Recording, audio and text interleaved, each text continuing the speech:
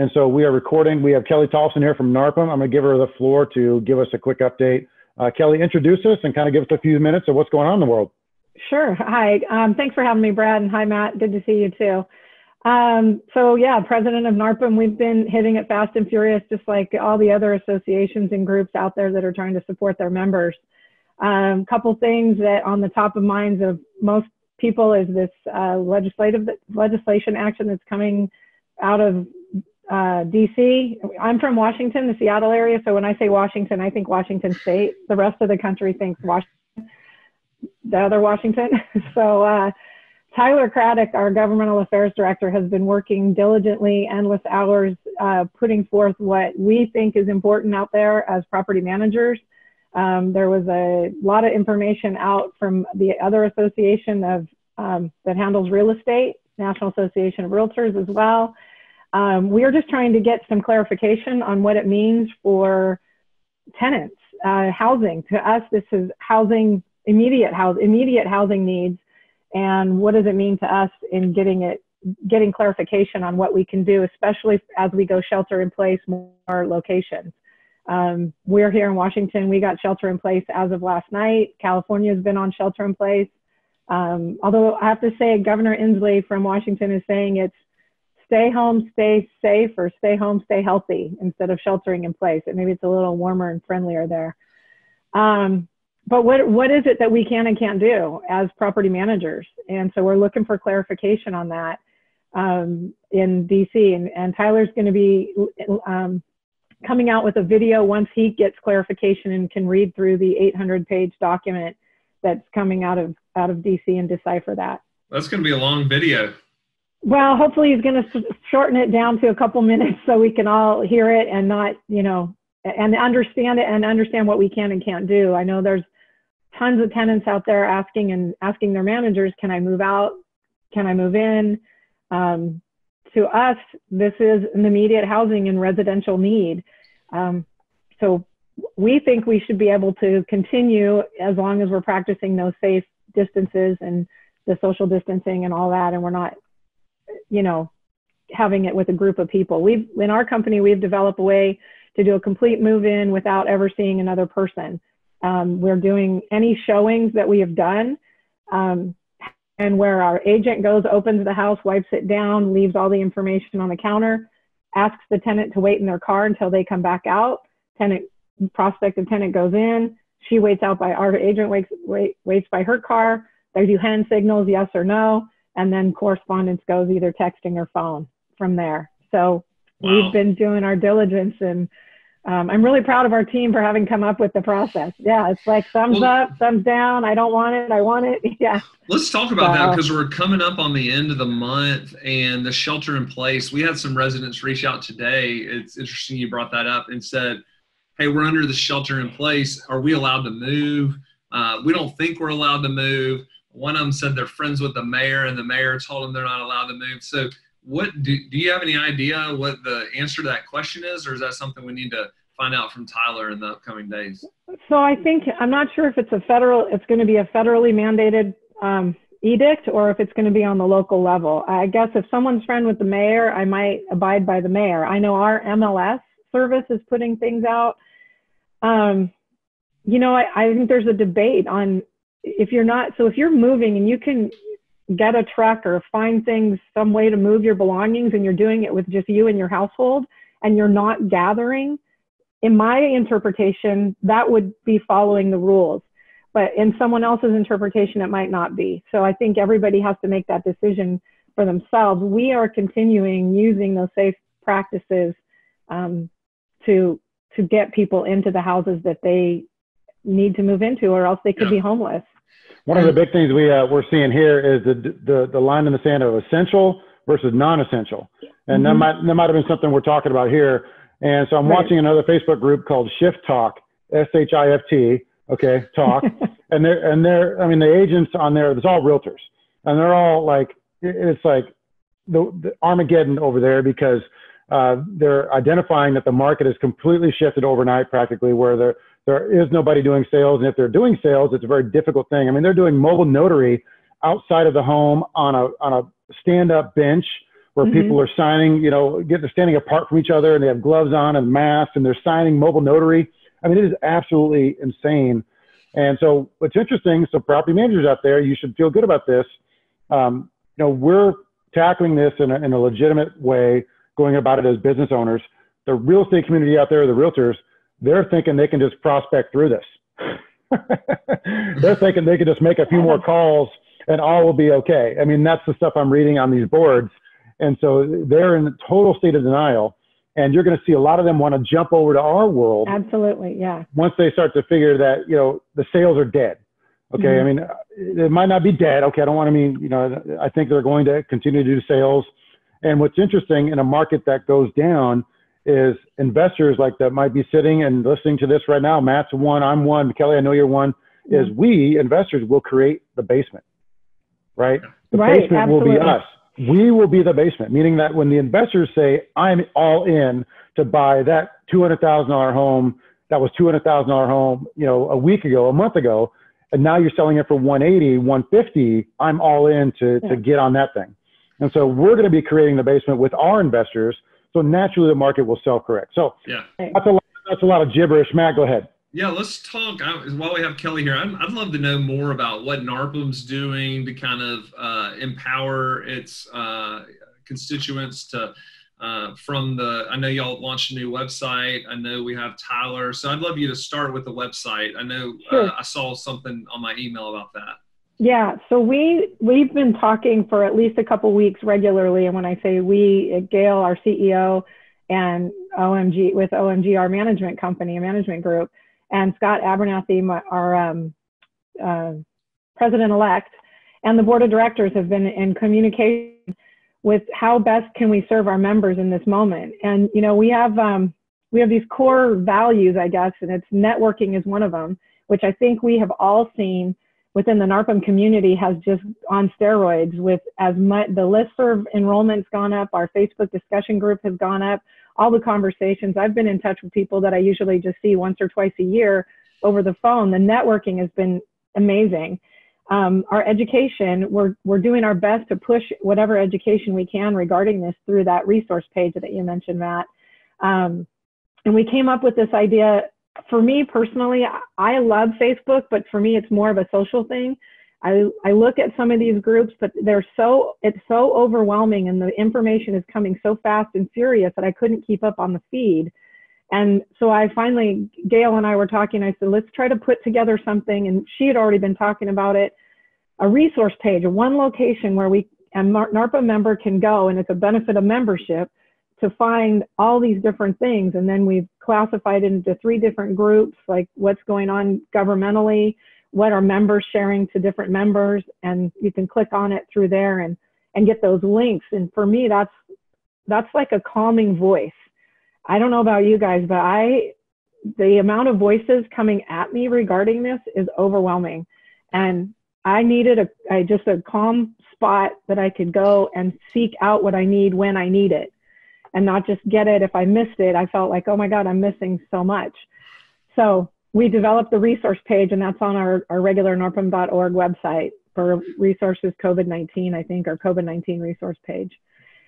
The other that we're doing, which I'm sure it's forcing a lot of people to do, companies and, you know, even in our lives, is doing things differently. It's forcing us to look at different ways to do business and conduct our lives. You know, we look at people are having, you know, FaceTime live, not Facebook Live, but, you know, Zoom happy hours and all these new things. And it's a new way of doing things. So it's forced, NARPM has been forced to look at different ways of offering education. So we're beta testing. One of the chapters is scheduled to have an education class, and they really don't want to cancel it. So we're looking at how we can move our platform of education to a Zoom platform, kind of like what we were talking about earlier. And the kids' classrooms now are offering, you know, Zoom homerooms and Zoom karate and, you know, Zoom everything. So that's exactly right. So to interject there, my kids were doing Zoom karate the other day, right? It's actually hilarious. Yeah, right in front of the screen, you know, and you hear them yell. But honestly, could they find a dummy to kick? When you're free time, in your free time over, and we'll kick you. So I'm about ready to mute Matt. But So I was on that call. I'm now a NARPM, and I say air quote instructor. I still got to go through the rookie hazing with NARPM to become a full-time instructor. They're going to shave your head. Totally. Yeah, I'm ready for that.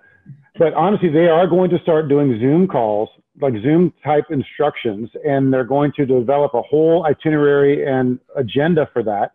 And it may only be on a temporary basis. I don't know if it's really something we want to do long term. I don't think it's going to be temporary, Brad. I think, like I said, this is causing us to recreate some opportunities that we haven't had in the past. Or I shouldn't say opportunities, maybe open the door. It's closing some doors and opening others. So when we're looking at the doors that have been closed for the classes that we have through May, then we're opening another door to try to find a way to keep those services available for our members.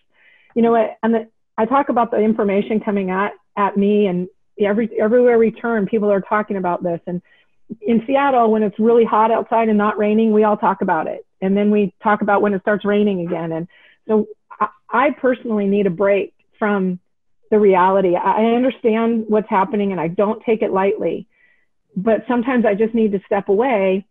And what a better time to go into your education to better yourself in your industry. And if it's going to get more competitive, like you alluded to earlier about real estate sales agents that aren't able to, or the market tank, then we need to step up our game as well as property managers and as experts in the industry. So taking those education classes that are offered by NARPM is going to be a benefit to everyone. And I do not see this, even though it's a very embryonic concept, I do not see it as something that we're just going to do temporarily. I see it, and I think all the instructors felt this way too, that this is a great opportunity in a time of darkness that we can maybe develop our organization in a way that benefits more members. We have a lot of members that are that don't belong to a chapter. So several of the instructors are actually developing a method to do that. Like they can stand up in front of a whiteboard and make it very interactive. You can do SurveyMonkey tests at the end to do the final test. So that's really good stuff. And what we want to also talk about now is mentioning some of the in-person networking opportunities, such as the conferences. So give us a briefing on what's going on with the broker owner and kind of give the members a quick synopsis. So I know there was a lot of conversation about the broker owner, and I was feeling a lot of pressure to get out there and say something to the organization and to the membership where the conversation was happening. However, we were strategically, intentionally waiting.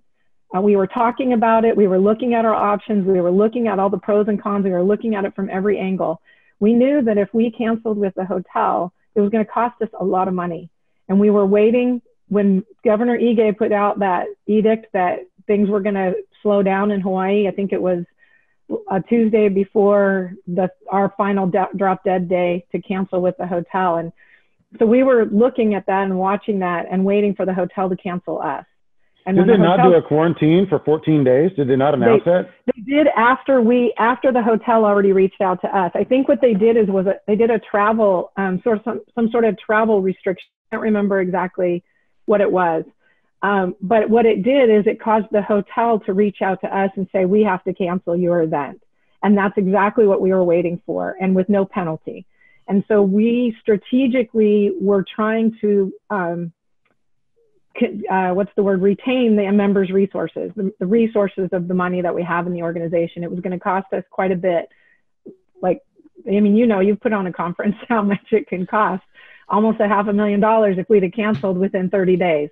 So we were not willing to go there and so waiting on purpose. And it was a strategic plan. And it didn't feel right to just come out ahead of time and say, this is what we're planning on doing, but more like, this is what we've done and this is what's happened.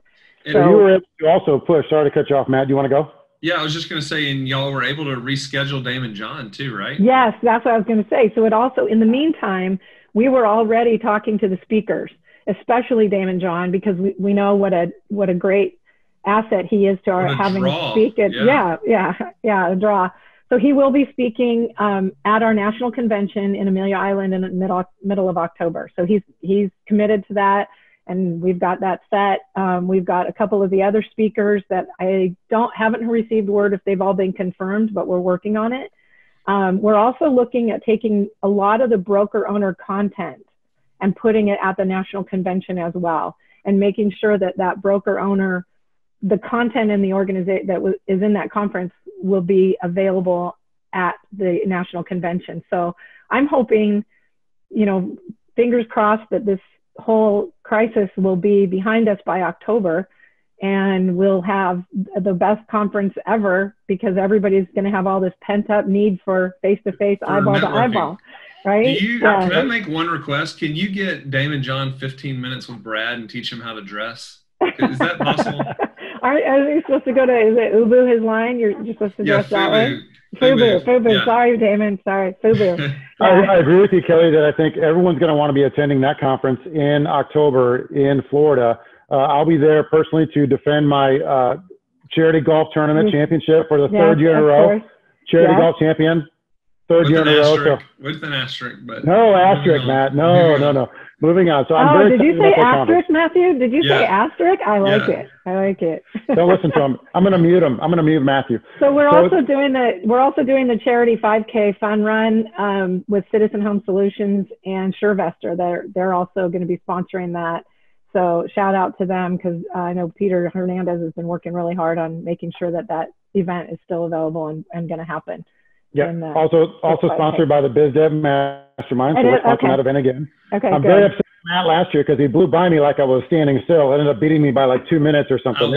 Oh my gosh! Game on. He's throwing the gauntlet. Golly. Yeah.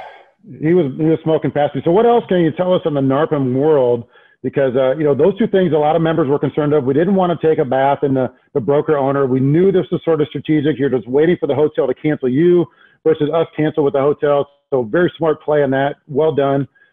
Tyler's doing great stuff at the national level with the political side, and we need more of that. And we really need a lot more of that. We got to figure out a way to potentially dovetail into the National Association of Realtors. I hope that you guys as a strategic committee can learn or figure out a way to jump on their backs, because they're doing a lot of political activity to get benefits to realtors, and most of our membership are realtors. So I'm hoping we can get to that point someday.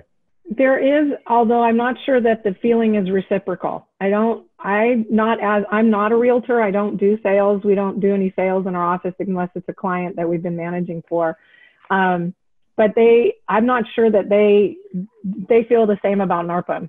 So we try to get in there and try to work with them and do our best and try to, raise our hand as property managers, because we all know there's so much information or so many people that are involved in rentals at one level or the other, whether they're tenants or landlords or vendors, or, it's a big machine in the economy as a rental property. So we need to put Matthew on that task. His pretty face can bridge that gap. We're kind of the stepchildren. We're to the redheaded stepchildren.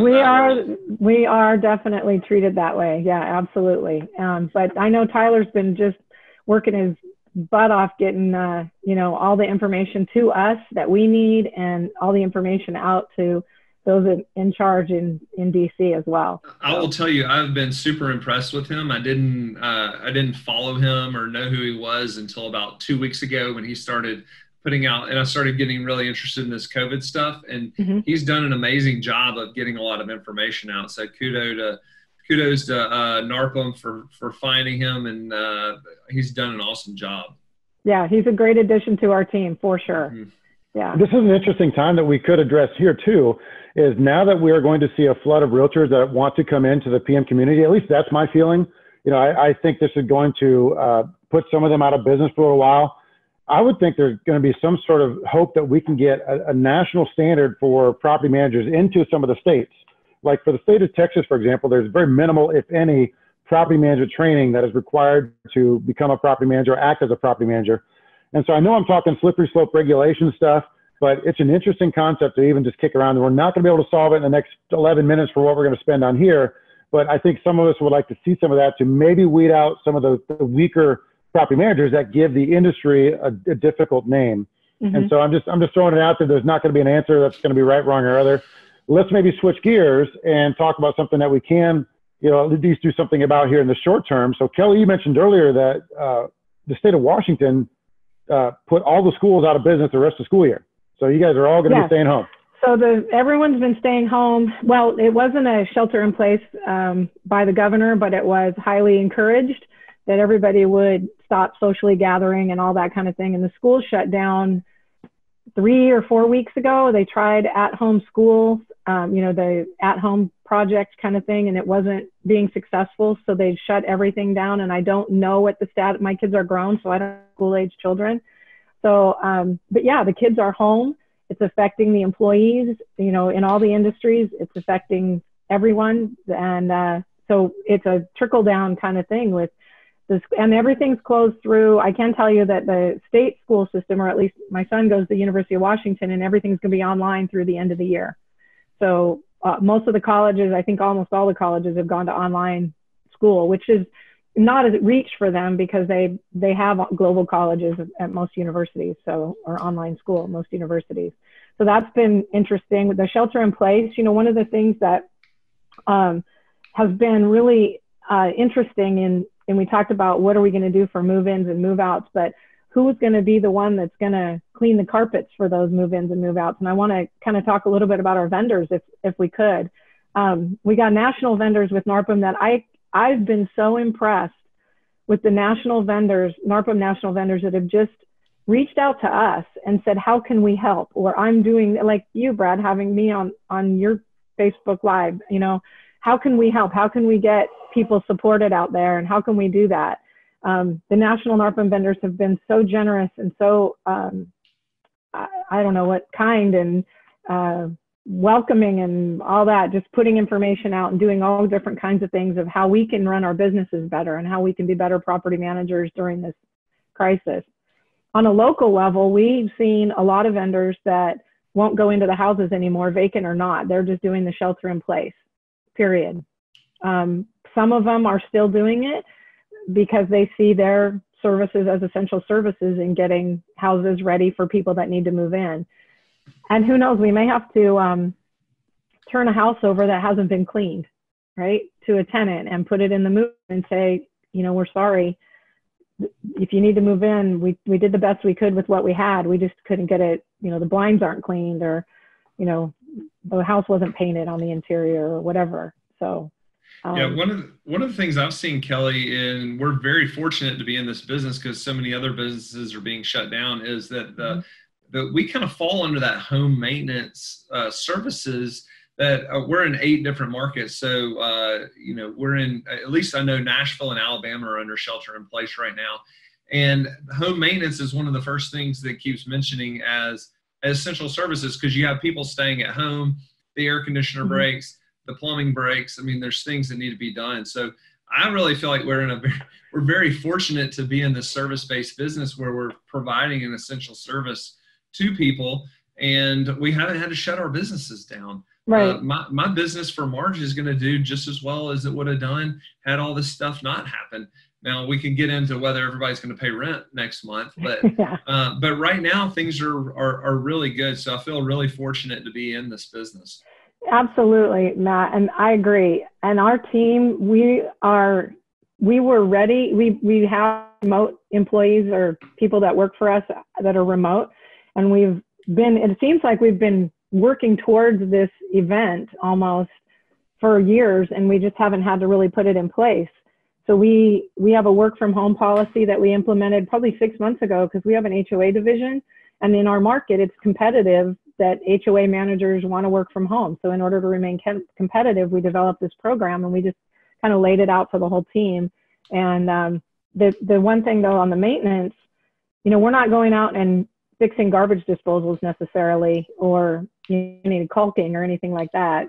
We're doing the essential services. So if I could, Kelly, I want you to touch on the association management side, because you mentioned that in the green room pre-show, is that's kind of been your godsend, where it's just, that's like your steady eddy flow of revenue that's really not affected by anything else that you're seeing. And people have to pay, right? They have to pay, otherwise you lean the home and it gets really sticky. So talk to us about that piece of the business, because more and more management companies are looking to potentially get into that realm of the hyper local association management. You have the big players, you have the associates and the Procoms, and they're all office out of New York or San Francisco, et cetera, et cetera. And so a lot of people, especially Texans, for example, and maybe some Washingtonians, is they're looking at that saying, I don't want to, you know, work with somebody who's office out of New York City. I want to work with somebody who's down the street. I can walk in, I can pay my annual dues or whatever, the quarterly dues, and see somebody, and they want to work hyper local. So give us a few minutes on that as far as a potential way to go into the business world. Well, so for us, we kind of, just like our property management model, we kind of stumbled into it as investors. And then, we had people that came to us about, can you manage our association? At the time, we didn't see it as that much of a one-off from what we were doing. As we've developed that part of our company, it certainly is two different breeds of cat, if you will. The one thing about the association management, that regardless, they're like NARPM, they build reserves, right? Most of them are pretty viable financially, and they've been fiscally responsible through the years. So they can, whether 2 or 3 or 5 or half of the homeowners pay their dues, they can still pay our fee. So it's income that isn't necessarily dependent upon the dues being paid on a short term. Of course, long term, definitely, but on a short term, no. So for us, it's been a godsend to have that revenue. And being a local firm, you're right, these are homeowners, and it makes a difference to them if they're working with somebody that's down the street local business versus, a national organization. Although the national organizations do a great job and they have local people, it's just a different model of how they want to work with it. And we've developed our infrastructure to be able to be on the same playing field as that higher level, the higher volume. Now, Kellie, are you as a NARPM president, are you seeing any sort of high level briefings that may not be available to the general public that kind of shed some positive news on any of this coming up and going on? I mean, anything that you can tell us that might be kind of off the mainstream media side? Make us feel good. We need to feel good about this, okay. Kellie. Well, I tell you, I did attend the Finance and Investment Subcommittee meeting, and we are a very solid financially solid organization. So we're not going anywhere. Over the last 10, 15 years, our membership has grown considerably. We're over 6,200 members now. And with that growth, we have been very diligent in how any reserves that come in are invested and kept. And so we are very solid financially. And I want to assure the listeners of NARPM that we are not going anywhere. And like I said at the beginning, we're looking at this, and I don't want to be Pollyanna about it. I understand the gravity with which this is affecting people. I understand that. My nature is to try to find some silver lining somewhere.